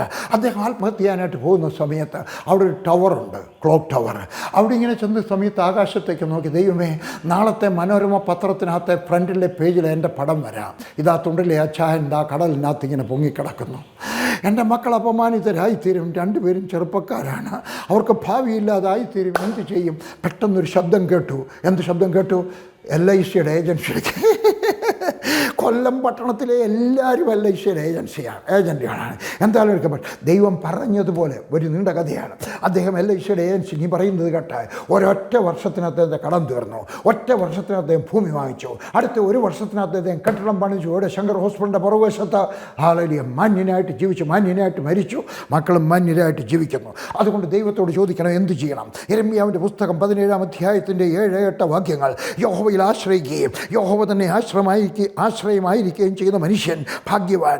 അവൻ വെള്ളത്തിനരികെ നട്ടിരിക്കുന്നതും ആറ്റിരിക്കത്തെ വേരിയൂന്നിരിക്കുന്നതുമായ വൃക്ഷം പോലെയാകും. ഉഷ്ണം തട്ടുമ്പോൾ അത് പേടിക്കുകയില്ല, അതിൻ്റെ ഇല പച്ചയായിരിക്കും. വരൾച്ചയുള്ള കാലത്തും വാട്ടം തട്ടാതെ ഫലം കായ്ച്ചുകൊണ്ടേയിരിക്കും. ഹല്ലേലൂയ. കേട്ടോ, ദൈവം പണം തരും. ശ്രദ്ധിച്ചു കേൾക്കണം. അതിൻ്റെ അടുത്ത വാക്യം ഞാൻ വായിക്കാം. 11-ാമത്തെ വാക്യം വായിക്കണം. ഇത് മറന്നു പോകരുത്. അവൻ അനുഗ്രഹിക്കും, നീ പച്ച പിടിക്കും, നീ ഉയരും, നീ മാന്യനാകും, നീ പണക്കാരനാകും. പക്ഷേ കേട്ടോ, 11-ാമത്തെ വാക്യം, ന്യായമായിട്ടല്ലാതെ ധനം സമ്പാദിക്കുന്നവൻ താനിടാത്ത മുട്ട പൊരുന്നിരിക്കുന്ന തിത്തിരിപ്പക്ഷിയെ പോലെയാകുന്നു. അവൻ്റെ മധ്യായുസ്സെങ്കിൽ അതവനെ വിട്ടുപോകും. ഒടുക്കം, ജീവിതത്തിൻ്റെ ഒടുക്കം, നിൻ്റെ at the end of the day hallelujah അവൻ പോഷനായി തരും. അവന് ന്യായമായിട്ടുള്ളത് സമ്പാദിക്കരുത് കേട്ടോ. മോഷ്ടിച്ച് സമ്പാദിക്കരുത്, കൈക്കൂലി വാങ്ങിച്ച് സമ്പാദിക്കരുത്. നിൻ്റെ അപ്പച്ചൻ വാങ്ങിച്ചിട്ടുണ്ടെങ്കിലും നഷ്ടം നിനക്കായിരിക്കും. എവിടെയെങ്കിലും തെറ്റ് പറ്റിയിട്ടുണ്ടെങ്കിൽ ദൈവത്തോട് ക്ഷമ ചോദിക്കണം. ഇതാ ഞാൻ വേറൊരു മനുഷ്യനെ കാണിക്കുകയാണ്. ദാനിയേൽ. അവൻ ആരാണ്? അവൻ സിംഹക്കുഴിയിൽ വീണു. Hallelujah, hallelujah. സിംഹത്തോട് ദൈവം ഉപവാസം എന്ന് പറഞ്ഞു. വാതുറക്കുന്നില്ല, അതവിടെ ഇരിക്കുകയാണ്. എൻ്റെ വിചാരം ഇങ്ങനെയാണ് അല്ലേ, അതവിടെ കിടക്കുകയാണ്. ഈ സിംഹവും പറഞ്ഞു കാണും, ദൈവമേ, ഇങ്ങനെയുള്ളവനെ ഇങ്ങോട്ട് പറഞ്ഞയക്കരുത്. ഇതാ എനിക്ക് മിണ്ടാനൊക്കുന്നില്ല. അവൻ കയറിപ്പോയി കഴിഞ്ഞവിടെ വായൊന്ന് മുളക്കാനൊക്കുന്നത്. ഹല്ലേലൂയ. ദൈവം എൻ്റെ പപ്പായുടെ ഭാഷയിൽ പറഞ്ഞാൽ അവൻ രാത്രി കിടന്നുറങ്ങിയത് സിംഹത്തിൻ്റെ കുഞ്ചിരോമത്തിൻ്റെ പുറത്ത് തലവെച്ചിട്ടാണ്. ഹല്ലേലൂയ. ദൈവം നിന്നോട് കൂടെയുണ്ടെങ്കിൽ നിനക്ക് വേണ്ടി കിടക്കയൊരുക്കുന്നവനായി ദൈവം, നിനക്ക് ശത്രുക്കളുടെ മുമ്പാകെ മേശയൊരുക്കുന്നവനായ ദൈവം. അതേ പുസ്തകത്തിൽ കാണുകയാണ്. ഷദ്രക് Meshach PG Varghese, ഷദ്രക് Meshach Abednego. Hallelujah. നീ ഈ കൂട്ടത്തിലായിരിക്കണം കേട്ടോ. നിൻ്റെ പേര് നിൻ്റെ കൂട്ടത്തിൽ എഴുതി വെക്കണം. അന്നാമേ നിൻ്റെ പേര് എഴുതി വെക്കണം. സൂസമേ നീ നിൻ്റെ പേര് എഴുതി വെക്കണം കേട്ടോ. നിൻ്റെ പേര് ഇതിനകത്ത് എഴുതി വെക്കണം. ഷദ്രക് മേശക് അബേദ്നെഗോ. തീകുണ്ഡമുണ്ടാക്കി. എന്നിട്ട് വേദപുസ്തകം പറയുന്നു, രാജാവ് നോക്കിയവൻ നാലാമതൊരാൾ. എന്നിട്ട് ആളുകളെ വിളിച്ചു വെച്ച് പറഞ്ഞു, നാലാമതൊരാൾ അവൻ ദൈവപുത്രനെ പോലെ ഇരിക്കുന്നു. അവൻ എന്തോ പറഞ്ഞു കാണുമെന്നറിയാമോ? രാജാവ് എണ്ണിക്കാണും. 1 2 3 വരെ കേട്ടോ. 1 2 3 4 4 3 1. എങ്ങനെ എണ്ണിയിട്ടും എൻ്റെ ദൈവം നിൻ്റെ എണ്ണം തെറ്റിക്കുന്നവനാണ്. ഹല്ലേലൂയ. എൻ്റെ ദൈവം നിൻ്റെ എണ്ണം തെറ്റിക്കുന്നവനാണ്, നിൻ്റെ ശത്രുവിൻ്റെ എണ്ണം തെറ്റിക്കുന്നവനാണ്. എന്നിട്ട് പറയുകയാണ് ആ നാലാമത്തവൻ. അവർ പറഞ്ഞു കാണും, ഷദ്രക് മേശക്. അവരവിടെ ഇങ്ങനെ നടക്കുകയാണ്. 4 പേരും കൂടെ അഗ്നികുണ്ഡത്തിനകത്ത് നടക്കുകയാണ്. അവർ നടന്നുകൊണ്ടിരിക്കുമ്പോൾ അവരിങ്ങനെ പറഞ്ഞു കാണും, രാജാവേ, നീ എണ്ണുമ്പം അവൻ 4-അവനാണ്, ഞങ്ങളുടെ നോട്ടത്തിനകത്ത് അവൻ 1-അവനാണ്. ഞാൻ പറയുന്നത് കേട്ടാട്ടെ, നിനക്കെത്ര പണം ഉണ്ടായിക്കഴിഞ്ഞാലും, നിനക്കെത്ര വലിയ വീടുണ്ടായിക്കഴിഞ്ഞാലും, നിനക്കെത്ര നീ കോടീശ്വരനായി കഴിഞ്ഞു കഴിഞ്ഞാലും ശരി, ദൈവത്തിൻ്റെ സ്ഥാനം 1-ാം സ്ഥാനത്ത് നിന്ന് മാറിപ്പോകരുത്. നിൻ്റെ കുടുംബ പ്രാർത്ഥന നിൽക്കരുത്, നിൻ്റെ ആരാധന നിൽക്കരുത്. നീ സൂമിൽ ആരാധിക്കുന്നെങ്കിലും സോം തുറന്നു വെച്ച് വെച്ചാൽ അവിടെ ഇരിക്കണം. നിനക്കെത്ര വലിയ പണം ഉണ്ടായാലും നിൻ്റെ ആരാധന മാറരുത്. ദാനിയേലിനെ പോലെ ആരാധിക്കണം. ഷദ്രക് മേശക് അബേദ്നെഗോനെ പോലെ ആരാധിക്കണം. യിരെമ്യാവിൻ്റെ 15:21 ഞാൻ നിന്നെ ദുഷ്ടന്മാരുടെ കയ്യിൽ നിന്ന് വിടുവിക്കുകയും നിഷ്കണ്ഠന്മാരുടെ കയ്യിൽ നിന്ന് വീണ്ടുകൊള്ളുകയും ചെയ്യും. നിഷ്കണ്ഠൻ എന്ന് പറഞ്ഞാൽ അർത്ഥം അറിയാമോ? ഇംഗ്ലീഷിനകത്ത് പറയുന്ന ക്രൂരരായിട്ടുള്ള മനുഷ്യരുടെ കയ്യിൽ നിന്ന് വിടുവിക്കുക. എൻ്റെ ദൈവമാരാണ് നിന്നെ വിടുവിക്കുന്നത്. ആരാധിക്കുന്നവനെ വിടുവിക്കുന്നവനായ ദൈവം. ലില്ലി എൻ്റെ ഭാര്യ 2016 സൗത്ത് ആഫ്രിക്കയ്ക്ക് പോയി ഒരു കോൺഫറൻസിന് അറ്റൻഡ് ചെയ്യാൻ പോയതാണ്. അവിടെ ചെന്ന് ഹോട്ടലിലോട്ട് കയറി കഴിഞ്ഞപ്പോൾ വേറെ കുറച്ച് മലയാളി സ്ത്രീകളായിട്ട് ലില്ലി മാത്രമേ ഉള്ളൂ. വേറെ കുറേ പുരുഷന്മാരൊക്കെ ഉണ്ട്. ലണ്ടനിൽ നിന്ന് വന്നവർ, ഇന്ത്യയിൽ നിന്ന് പോയത് ലില്ലി മാത്രമേ ഉള്ളൂ. ആ കൂട്ടത്തിൽ ബാക്കി ആളുകൾ വന്നിട്ടുണ്ട്, ആസ്ട്രേലിയയിൽ നിന്ന് വന്നിട്ടുണ്ട്. അവരെല്ലാവരും കൂടെ അങ്ങോട്ട് ചെന്ന് ഹോട്ടലിലോട്ട് കയറി കഴിഞ്ഞ ഉടനെ അവിടെ ക്യാമറ വെച്ചൊക്കെ ഫോട്ടോയൊക്കെ എടുക്കുകയാണ് ചെന്ന ചർച്ചിലെ ആൾക്കാർ. ആ സമയത്താണ് പുറകിൽ നിന്ന് 2-3 പേര് പാട്ടുമൊക്കെ പാടിക്കൊണ്ട് മുമ്പോട്ട് കയറി വെച്ച് തോക്കെടുത്ത് വെടിവെക്കാൻ തുടങ്ങി. കിടക്കല്ലാരും ആളുകൾക്ക് ആദ്യമൊന്നും മനസ്സിലായില്ല. ലില്ലിയോട് കേട്ടിട്ടുള്ളത് ഒരു രാജ്യത്ത് ചെല്ലുന്ന സമയത്ത് അവർ വെടിവെച്ചിട്ടൊക്കെയാണ് സ്വീകരിക്കുന്നത്. ലില്ലി വിചാരിച്ചത് വെടിവെച്ച് സ്വീകരിക്കാതെ കാണാനായിട്ട് ലില്ലി മുമ്പോട്ട് കയറിയത് കിടക്ക്. അവർ തോക്കെടുത്തിട്ട് ചിലരുടെ തലയിലടിച്ചു, തല പൊട്ടി ചോരയൊക്കെ ഒഴുകി, ആളെല്ലാം കൂടെ കമത്തിയിട്ടോ, ഷൂസിട്ട് ചവിട്ടി, കഴുത്തേലൊക്കെ ചവിട്ടി. എല്ലാവരും വിഷമിച്ചടക്കുകയാണ്. എല്ലാവരുടെയും വാച്ചെടുത്തു. ലില്ലി എടുക്കാൻ വന്ന് വെച്ച് പറഞ്ഞു, തള്ളേ വാച്ചിഞ്ഞതാ. ലില്ലി വാച്ച് കാണിച്ചോ പറഞ്ഞു അത് വേണ്ട, അത് പന്നെ വെച്ച വില കുറഞ്ഞ വാച്ചാണ് പറഞ്ഞു. എല്ലാവരുടെയും മോതിരം വാങ്ങിച്ചു. ലില്ലിയൊക്കെ ഒന്ന് പറഞ്ഞു മോതിരം തന്നാട്ടെ. ലില്ലി കൈ കാണിച്ചു, മോതിരമില്ല. ഇനി പറഞ്ഞു കേട്ടാട്ടെ. എല്ലാവരുടെയും പേഴ്സ് എടുത്തു. ഒളിച്ചു വെച്ചിടത്തുനിന്ന്, എവിടൊക്കെയാണ് ഒളിച്ചു വെക്കാനൊക്കുന്നത് പുരുഷന്മാർക്കല്ലേ, ഒളിച്ചു വെക്കാവുന്നിടത്തുനിന്ന് എല്ലാവരും എടുത്തു. സകലരെയും കൊണ്ടുപോയി. ലില്ലിയുടെ ബാഗ് മാത്രം എടുത്തില്ല.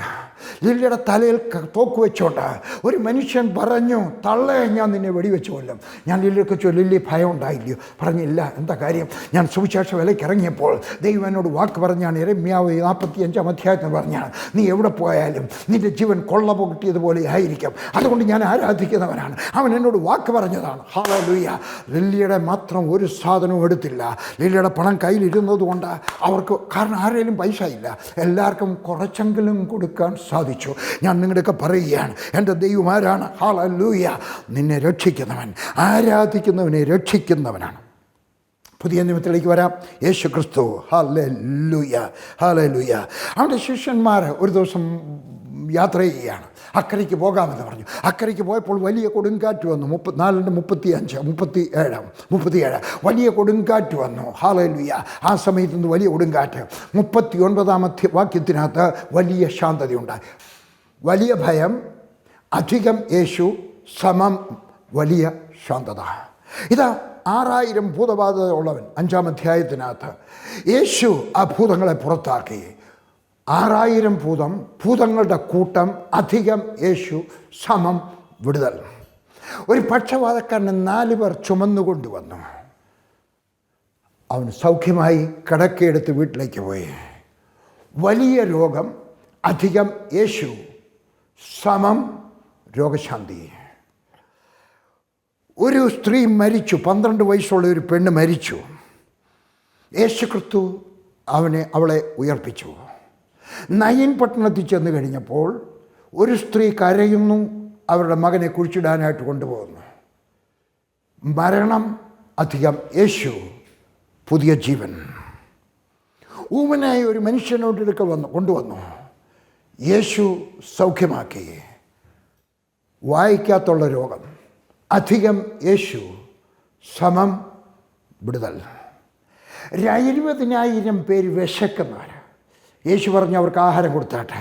ഞങ്ങളുടെ 5 അപ്പവും 2 ചെറിയ മീനുകളും, അത് മതി, ഉള്ളത് മതി. ഹല്ലേലൂയ. നിൻ്റെ വലിയ പ്രശ്നം 20,000 പേർക്ക്. നമ്മളൊന്ന് ആലോചിച്ച് നോക്കിയാട്ടെ. ഒരാൾ അന്നത്തെ കാലത്ത് 20,000 ചപ്പാത്തിയെങ്കിലും വേണം ഓരോ ചപ്പാത്തി കൊടുക്കാൻ. ഹല്ലേലൂയ.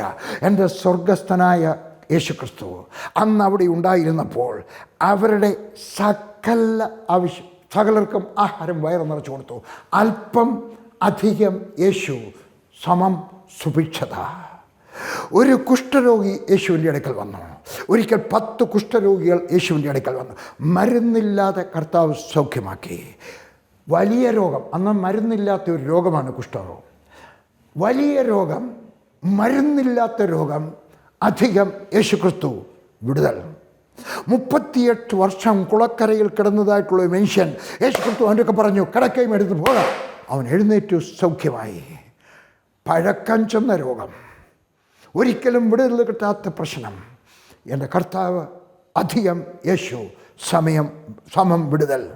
ഇനി യേശുവിൻ്റെ ശിഷ്യന്മാരുടെ അടുക്കൽ വന്നാലോ? ഞാൻ എളുപ്പം പിടിച്ചു നിർത്തുകയാണ്. യേശുവിൻ്റെ ശിഷ്യന്മാരുടെ അടുക്കൽ വന്നാലോ? 3-ാമത്തെ അധ്യായം അപ്പോസ്തല പ്രവൃത്തി അമ്മയുടെ ഗർഭം മുതൽ മുടന്തനായ 40 വയസ്സുള്ള മനുഷ്യൻ, അമ്മയുടെ ഗർഭത്തിൽ നിന്ന് വന്നത് തന്നെ മുടന്തനായിട്ടാണ്. അന്നത്തെ കാലത്ത് സർജറി ഇല്ല. ഹല്ലേലൂയ. വലിയൊരു പ്രശ്നം. പത്രോസും യോഹന്നാനും പ്രശ്നത്തെ നോക്കാതെ പരിഹാരകനെ നോക്കിക്കൊണ്ട് വിശ്വാസത്തിൻ്റെ വാക്കുകൾ പറഞ്ഞു. അത്ഭുതം നടന്നു. നീയും പ്രശ്നത്തെ നോക്കാതെ പ്രശ്ന പരിഹാരകനെ നോക്കിക്കൊണ്ട് വിശ്വാസത്തിൻ്റെ വാക്കുകൾ എന്ത് സംഭവിക്കണമോ അത് പറയണം. ഞങ്ങളുടെ വീട്ടിൽ ഫാനുണ്ട്. ആ ഫാനിനകത്ത് ഞാൻ എന്ത് ചെയ്യും? ഞാനത് ഓൺ ചെയ്യും. എന്നിട്ട് ഞാൻ നിശ്ചയിക്കും, 1 വേണോ, 2 വേണോ, 3 വേണോ? റെഗുലേറ്റർ. നിൻ്റെയും അത്ഭുതം നീ റെഗുലേറ്റ് ചെയ്യുക. ഏത് വേണം? 1 വേണോ, 2 വേണോ, 3 വേണോ? റെഗുലേറ്റ് ചെയ്യുക. ഹല്ലേലൂയ. അവർ പ്രശ്ന പരിഹാരകനെ നോക്കിക്കൊണ്ട് വിശ്വാസത്തിൻ്റെ വാക്കുകൾ പറഞ്ഞു. അങ്ങനെ സംഭവിച്ചു. 8 വർഷം പക്ഷപാതം പിടിച്ചിരുന്ന ഒരു മനുഷ്യൻ്റെ പത്രോസ് ചെന്നു. അവൻ വിശ്വാസത്തോടെ വാക്കുകൾ പറഞ്ഞു. അവൻ സൗഖ്യമായി തീർന്നു.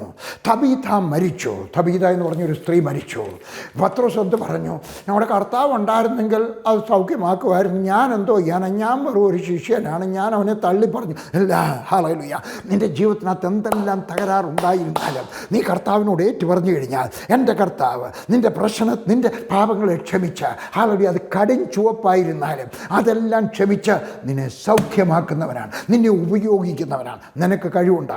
അത്ഭുതം നിങ്ങളുടെ അധരങ്ങളിൽ തന്നെ. പത്രോസ് ജയിലിൽ കിടക്കുകയാണ്. ഹല്ലേലൂയ. അവനെ ദൈവദൂതൻ എഴുന്നേൽപ്പിച്ചു. വേദപുസ്തകം പറയുന്നു, അവൻ നടന്നു എന്ന് കഴിഞ്ഞപ്പോൾ 1-ാമത്തെ ഗേറ്റ് തുറന്നു, 2-ാമത്തെ വാതിൽ തുറന്നു, 3-ാമത്തെ വലിയ വാതിലും തുറന്നു. യേശു ഉണ്ടെങ്കിൽ നിനക്ക് സ്വാതന്ത്ര്യമുണ്ടാകും. ഒരിക്കൽ ഞാൻ കുവൈറ്റിലായിരുന്നു. 1989 തോന്നുന്നു. അവിടെ ചെന്നു. ഞാനവിടെ ചെന്ന് പ്രസംഗിച്ചു കഴിഞ്ഞു. 89 ഞാനവിടെ ചെന്ന് പ്രസംഗിച്ചുകൊണ്ടിരിക്കുന്ന സമയത്ത് ഒരു ഫോൺ വന്നു. ഞാൻ താമസിക്കുന്നത് ഒരു പാപ്പുക്കുട്ടി, കോഴഞ്ചേരിക്കാരനൊരു പാപ്പുക്കുട്ടിയുടെ വീട്ടിലാണ്. അവിടെ താമസിക്കുന്ന സമയത്ത് ഒരു പ്രസംഗം കഴിഞ്ഞ് ഇനി അടുത്ത മീറ്റിംഗ് ഉണ്ട്. അന്നേരം ഫോൺ വന്നു. അവർ ഫോൺ എൻ്റെ കയ്യിൽ തന്നു. ഞാൻ ലാൻഡ് ഫോണാണ് അന്നത്തെ കാലത്ത്. ഞാൻ ഫോൺ എടുത്തു അപ്പുറത്തുനിന്നൊരു പെൺകുട്ടി പറഞ്ഞു, എനിക്ക് വേണ്ടി ഒന്ന് പ്രാർത്ഥിക്കാമോ? എൻ്റെ ഭർത്താവ് ജയിലിൽ ഒരു 40 വർഷമെങ്കിലും ഇവിടെ കിടക്കും. ഞാൻ പറഞ്ഞു, മോൾ ഇങ്ങോട്ട് വന്നാട്ടെ, ഞാനൊന്ന് പ്രാർത്ഥിക്കാം. അയ്യോ, എന്നെ എല്ലാവരും കാണും. എൻ്റെ ഭർത്താവ് ബാങ്കിൽ മോഷ്ടിക്കാൻ കയറിയതാ, അന്നേരം പിടിച്ചതാ, അതുകൊണ്ട് വരത്തില്ല. എല്ലാവർക്കും അറിയാം. ആരും അറിയത്തില്ല. കള്ളന്മാർക്ക് അങ്ങോട്ട് വിചാരമുണ്ട് കേട്ടോ. ഞാൻ പറഞ്ഞു, ആരും കാണത്തില്ല, എന്നെ ഒറ്റയ്ക്ക് ഞാൻ എൻ്റെ മുറിയിലോട്ട് വിളിക്കാം, എന്നിട്ട് ഞാൻ നിനക്ക് വേണ്ടി പ്രാർത്ഥിക്കാം. അവൾ വന്നു. ഞാൻ ചുറ്റും നിനക്ക് ആങ്ങളമാരുണ്ടോ? പറഞ്ഞില്ല. ഞാൻ പറഞ്ഞു, ഞാൻ നിൻ്റെ ആങ്ങളയാണെന്ന് വിചാരിച്ചാട്ടെ, ഞാൻ നിൻ്റെ കൂടെ നിൽക്കാം. അവൾക്ക് കുഞ്ഞുമായിട്ടാണ് വന്നത്. ഞാനവിടെ കൈക്ക് പിടിച്ചു. ഞാൻ അനുവാദം ചോദിച്ചിട്ടാണ് പിടിച്ചത്. ഞാൻ പറഞ്ഞു, ഞാൻ നിൻ്റെ ആങ്ങളയാണെന്ന് വിചാരിച്ചാട്ടെ, ഞാൻ നിനക്ക് വേണ്ടി പ്രാർത്ഥിക്കാൻ പോകും. എന്തോ പറ്റിയ? പറഞ്ഞ് എൻ്റെ ഭർത്താവും വേറെ കുറേ പേരും കൂടെ ബാങ്ക് മോഷ്ടിക്കാൻ കയറി. ബാങ്കിനകത്ത് കയറി രൂപ എല്ലാം കൂടെ ചാക്കിനകത്ത് അവർ രൂപയും കൊണ്ടുപോയി. എൻ്റെ ഭർത്താവ് ഈ കമ്പിയെ കൂടെ മേളോട്ട് കയറുന്ന സമയത്ത് ക്യാമറ പിടിച്ചു, ലൈറ്റ് അണച്ചു, ലൈറ്റ് കത്തി. എൻ്റെ ഭർത്താവ് മാത്രം പിടിക്കപ്പെട്ടു, മറ്റൊരു രൂപയും കൊണ്ടുപോയി. കുറഞ്ഞ് ബാങ്കിനകത്ത് പിടിച്ചതാണ്. കുറഞ്ഞ് 40 വർഷമെങ്കിലും കിടക്കും. ഞാൻ പറഞ്ഞു, ഞാൻ പ്രാർത്ഥിക്കാൻ പോകാം ഇവിടെ. അയ്യോ, നടക്കത്തില്ല, അടി കൊള്ളാതിരിക്കാൻ ഞാൻ പറഞ്ഞു, അങ്ങനെയല്ല, ഞാൻ പ്രാർത്ഥിക്കാൻ പോകാൻ. കർത്താവ് യേശുവിൻ്റെ നാമത്തിൽ ഒരത്ഭുതം നടക്കട്ടെ. എന്ത് സംഭവിച്ചു? ഞാൻ പറഞ്ഞു, കർത്താവേ, അവൻ എയർപോർട്ടിലേക്ക് കൊണ്ടുപോകാൻ. എനിക്ക് അവിടുത്തെ നിയമങ്ങൾ അറിയാം.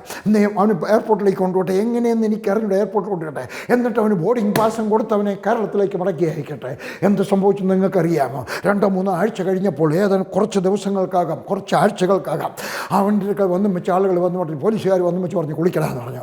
കുളിച്ച് കഴിഞ്ഞ് വെച്ച് പറഞ്ഞ് ഡ്രസ്സ് ഇടുന്ന് പറഞ്ഞു. ഒരു പാൻറ്റും ഷർട്ടും കൊടുത്തു. എയർപോർട്ടിൽ കൊണ്ടുവന്ന് ബോർഡിംഗ് പാസ് കൊടുത്ത് പറഞ്ഞ് കയറി പോയിക്കണം പറഞ്ഞു. തിരുവനന്തപുരത്തേക്ക് അവന്, കൊച്ചിയിലേക്ക് അവനെ അയച്ചു. എങ്ങനെ സംഭവിച്ചു ആർക്കും അറിയത്തില്ല, ഇന്നും അറിയത്തില്ല. ഹല്ലേലൂയ. ആർക്കും അറിയാൻ വയ്യാത്ത അത്ഭുതം ചെയ്യുവാൻ കഴിയുന്നവൻ, നിനക്ക് വേണ്ടി ജയിലിൻ്റെ വാതിൽ തുറക്കുവാൻ കഴിയുന്നവൻ എൻ്റെ കർത്താവാണ്. ഹല്ലേലൂയ. പൗലോസ് 275 പേരുമായിട്ട് പോവുകയാണ്. അവനും പ്രാർത്ഥിച്ചപ്പോൾ അവന് കാഴ്ചപ്പാട് കിട്ടി. വെറുതെ ഇരുന്നപ്പോൾ കണ്ടതല്ല കേട്ടോ, വല്ലപ്പോഴും പ്രാർത്ഥിച്ചപ്പോൾ കിട്ടിയതല്ല കേട്ടോ, അത്യാവശ്യം ഉണ്ടായപ്പോൾ പ്രാർത്ഥിച്ചതല്ല. അവനും ദൈവവുമായിട്ട് ബന്ധമുണ്ടായിരുന്നു. ആ ബന്ധത്തോടെ അവൻ പ്രാർത്ഥിക്കുന്ന സമയത്ത്, ഹല്ലേലൂയ, അവൻ പറഞ്ഞു, ഈ കപ്പൽ തകരും. ഹല്ലേലൂയ. എന്നാലും നിങ്ങൾക്കാർക്കും ഒരു ദോഷവും വരുത്തില്ല, നിങ്ങൾ ആരും മരിക്കത്തില്ല. നമ്മൾ 275 പേരുണ്ടല്ലോ, ഒരാൾ പോലും മരിക്കത്തില്ല. നിങ്ങളുടെ ആരുടെയും തലമുടി പോലും വീഴത്തില്ല. നിങ്ങളുടെ ബാത്റൂമിൽ നിങ്ങൾ കുടിച്ചിട്ട് ഒരു ചൂലെടുത്ത് തൂത്ത് നോക്കിയാട്ടെ, കുറച്ച് മുടി വീഴാത്തവരുടെയും കുറച്ച് മുടികൾ വീഴും. പറയുകയാണ്, ഇന്ന് മുടി വീഴത്തില്ല. ആരെങ്കിലും വെള്ളം കുടിച്ച് ചാവണമെന്ന് ആഗ്രഹം ഉണ്ടെങ്കിൽ ഇന്ന് നിങ്ങൾ ശ്രമിച്ചാലും ചാവത്തില്ല. കാരണം എൻ്റെ യഹോവ ഇങ്ങനെ പറഞ്ഞു, എൻ്റെ അടുക്കൽ ദൈവത്തിൻ്റെ ദൂതൻ എൻ്റെ അടുക്കൽ ഇങ്ങനെ പറഞ്ഞു, എൻ്റെ ദൈവം പറഞ്ഞാൽ അതിന് അപ്പീലില്ല, അതിന് മാറ്റമില്ല. അങ്ങനെ തന്നെ സംഭവിക്കും. എന്ത് പറ്റിയെന്നറിയാമോ? 275 പേര് നീന്തി അക്കരെ ചെന്നു. ആരുടെ ഒരു മുടി പോലും വീണില്ല. എങ്ങനെ അറിയാം? എൻ്റെ ദൈവം പറഞ്ഞതുകൊണ്ട് എനിക്കറിയാം. ഹല്ലേലൂയ. പൗലോസിൻ്റെ കയ്യിൽ ഒരു പാമ്പ് ചുറ്റി. ഹല്ലേലൂയ. വിഷമുള്ള പാമ്പായിരുന്നു. നാട്ടുകാർക്കറിയാം ഇത് വിഷമുള്ള പാമ്പാണ്, ഇത് കടിച്ചു കഴിഞ്ഞാൽ അവൻ്റെ ശരീരം വീർക്കും. ഹല്ലേലൂയ. ആ പാമ്പ് അവനെ നോക്കിക്കാണും, അവൻ പറഞ്ഞു കാണും, നീ പലരെയും കടിച്ചതായിരിക്കാം, പലരെയും കൊന്നതായിരിക്കാം, പക്ഷേ ഞാൻ വ്യത്യസ്തനാണ്, ഞാൻ അഭിഷക്തനാണ്. ദൈവത്തിൻ്റെ ഒരു വചനമുണ്ട്, ദൈവത്തിൻ്റെ ഒരു പ്രോമിസുണ്ട്. ആ പ്രോമിസോടത്തോളം നിനക്കെന്നെ കഴിക്കാൻ സാധ്യമല്ല. അവൻ അതിനെ തീക്കകത്തോട്ട് കുടഞ്ഞു കളഞ്ഞു, ചാമ്പലായി. ഹല്ലേലൂയ. ദൈവത്തിൻ്റെ വാഗ്ദത്തം നിന്നിൽ ഉണ്ടെങ്കിൽ ഹല്ലേലൂയ, നിൻ്റെ പ്രശ്നങ്ങൾ ചാമ്പലായി തീരും. ഹല്ലേലൂയ. അത് കഴിഞ്ഞപ്പോഴാണ് ഒരു വലിയപ്പച്ചന് വയറിളക്കം പിടിച്ചിരിക്കുന്നു. അവൻ മരണക്കിടക്കയിലായി. പൗലോസ് എന്ത് ചെയ്യുന്നു? അങ്ങോട്ട് ചെന്നിട്ട് പ്രാർത്ഥിച്ചു. ആൾ സൗഖ്യമായി. ജമ്മുവിൽ ഒരു ഗില്ലപ്പച്ചൻ ഉണ്ടായിരുന്നു, CPM വിശ്വാസിയായിരുന്നു. അദ്ദേഹം ഒക്കെ ഒന്നും വെച്ച് പറഞ്ഞു, എനിക്ക് ദൈവവേല ചെയ്യണമെന്ന് ആഗ്രഹമുണ്ട്. CPM നുള്ള സൗകര്യമില്ല. അന്നത്തെ കാലം അദ്ദേഹത്തിന് പ്രായമായി, പെൻഷനായി, അന്ന് ഭാര്യയും മക്കളും ഒക്കെ ഉണ്ട്. അതുകൊണ്ട് എനിക്ക് സഹായിക്കും. ഞാൻ പറഞ്ഞു, ഞാൻ സഹായിക്കാം. അദ്ദേഹം പിന്നെ ഞാൻ അറിഞ്ഞു രോഗിയാണെന്ന്. ഞാനും എൻ്റെ കൂടെ പ്രവർത്തിക്കുന്ന ഈ പച്ചൻ ബ്രദറും കൂടെ അവിടെ ചെന്നു. ഞാൻ ആ മനുഷ്യന്നപ്പോൾ നല്ല ഈർക്കൽ പോലെ ഇരിക്കുന്ന 2 കാലുകൾ ശോഷിച്ചു പോയി. കിടക്കയിൽ തന്നെ കിടക്കുന്ന കട്ടിലിനകത്ത് മലവിസർജനം ചെയ്തിട്ട് താഴോട്ട് കയറിങ്ങനെ വലിച്ചു വെച്ചിരിക്കാൻ, അതിനെ മലവിസർജനം ചെയ്യിക്കുകയാണ്. ഭാര്യ ശപിക്കുന്നു.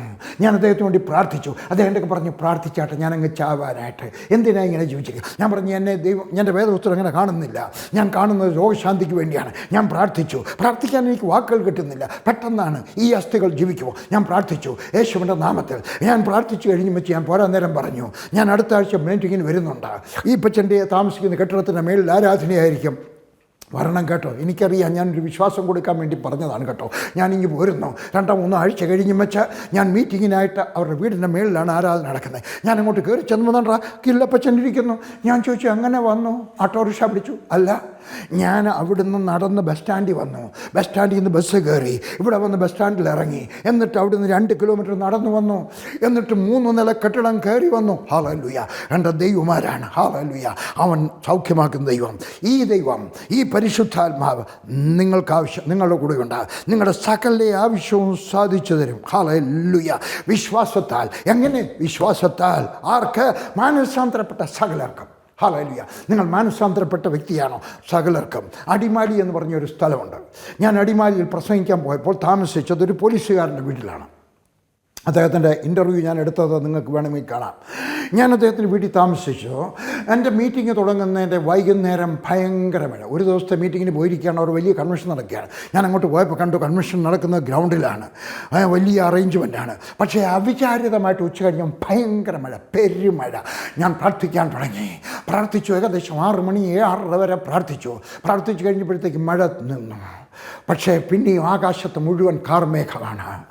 വലിയ മഴയുടെ ലക്ഷണമുണ്ട്. ഞങ്ങളവിടുന്ന് അപ്പോഴത്തേക്ക് ജീപ്പ് വന്നു. എൻ്റെ പറഞ്ഞു വന്നിരിക്കുന്നു. ഞങ്ങൾ ജീപ്പിനകത്തോട്ട് ഞാൻ ചെന്ന് ഫ്രണ്ടിൽ കയറി. ഈ പോലീസുകാരൻ്റെ ഭാര്യ, അവർ ഗൾഫിലായിരുന്നു, ജോലി അവിടുന്ന് രാജിവെച്ച് ഇവിടെ വന്നിട്ട് താമസിക്കുകയാണ്.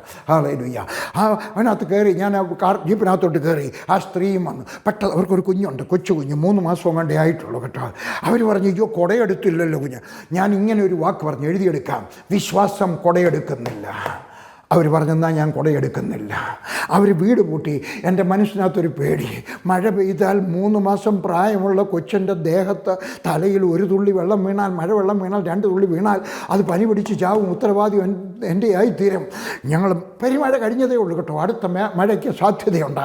ഞങ്ങൾ ഗ്രൗണ്ടിൽ പോയിരുന്നു. ഞാൻ പ്രാർത്ഥിച്ചു, കർത്താവെ മഴ പെയ്യരുത്. ആ സ്ത്രീ കുടയെടുത്തിട്ടില്ല. സ്വർഗസ്ഥനായ ദൈവമേ, മഴ പെയ്യാൻ പാടില്ല, മഴ ചാറാൻ പാടില്ല. ഞാൻ പ്രാർത്ഥിക്കാൻ എഴുന്നേറ്റ് വന്നു. ഇനിയും പറയുന്നു, ആ പോലീസുകാരനൊക്കെ ചോദിക്കാൻ കേട്ടോ, മീറ്റിംഗ് നടത്തിയ പാസ്റ്ററൊക്കെ ചോദിക്കാൻ കേട്ടോ, അവിടെ ഉണ്ടായിരുന്നവരൊക്കെ ചോദിക്കാൻ. ഞാൻ എൻ്റെ വേദപുസ്തകം തുറന്നു വെച്ച് ദൈവത്തിൻ്റെ ഒക്കെ പറഞ്ഞ്, കർത്താവെ ഞാൻ കുട പിടിക്കത്തില്ല, എനിക്ക് ആരാണ്ടൊക്കെ കുട പിടിക്കാനായിട്ടൊക്കെ ഞാൻ പറഞ്ഞതിൻ്റെ ആവശ്യമില്ല. വിശ്വാസം കുടയെടുക്കുന്നില്ല. എങ്ങനെയാണ് ഇത് സംഭവിച്ചെന്നറിയാമോ? ഹല്ലേലൂയ. ഞാൻ പ്രാർത്ഥനയുടെ അന്തരീക്ഷത്തിൽ, ദൈവമായിട്ടുള്ള ബന്ധത്തിൻ്റെ അന്തരീക്ഷത്തിൽ വെളിയിൽ വന്ന് ഞാൻ പറഞ്ഞത് അതുപോലെ സംഭവിച്ചു. വെറുതെ എന്നപ്പോൾ സംഭവിച്ചതല്ല, ടെലിവിഷൻ കണ്ടുകൊണ്ടിരുന്നപ്പോൾ പറഞ്ഞപ്പോൾ സംഭവിച്ചതല്ല, ഭാര്യയുമായിട്ട് വഴക്കുണ്ടാക്കി വെച്ച് പറഞ്ഞ് സംഭവിച്ചതല്ല, ഞാൻ അശ്ലീല പുസ്തകം വായിച്ചുകൊണ്ട് ഇരുന്നപ്പോൾ കണ്ടതല്ല, എൻ്റെ മൊബൈൽ ഫോണിനകത്ത് ഞാൻ തെറ്റായിട്ടുള്ള പ്രോഗ്രാം കണ്ട് ഇല്ല. ഹല്ലേലൂയ.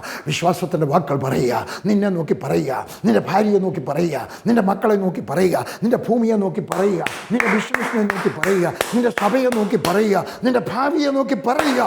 ഹല്ലേലൂയ.